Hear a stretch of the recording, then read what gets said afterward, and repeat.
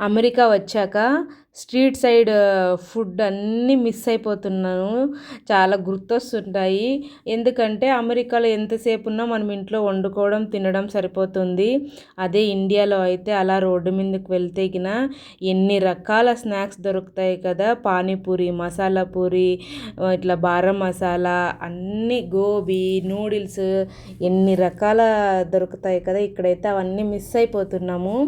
మీకు ఎంతమంది హిందూపూర్ నుంచి ఈ వీడియో చూస్తున్నారో నాకు ఖచ్చితంగా కామెంట్ చేయండి. అదేవిధంగా లైక్ చేయడం అస్సలు మర్చిపోవద్దు.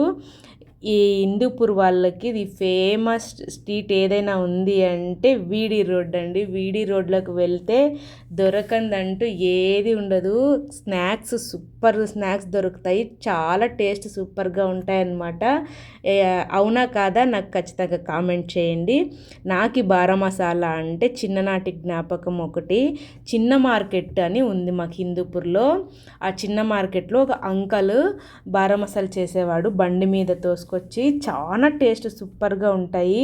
ఎప్పుడైనా మధ్యాహ్నం మా డాడీకి పని అయిపోయింది అంటే ఇంటికి వచ్చేటప్పుడు ఆయనతో బారా మసాలా తీసుకొని వచ్చేవాడు. చాలా సూపర్ టేస్ట్. బారా మసాలా అంటే నాకు తెలిసింది, అది నిజమా అబద్ధమా నాకు తెలీదు, మీరు కామెంట్ చేయండి.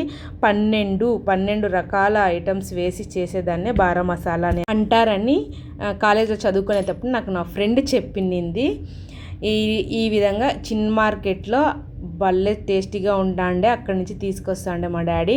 ఆఖరికి పెళ్ళైన తర్వాత కూడా మా హస్బెండ్ కూడా ఆ అంకల్ దగ్గర బారం మసాలా నచ్చేవి.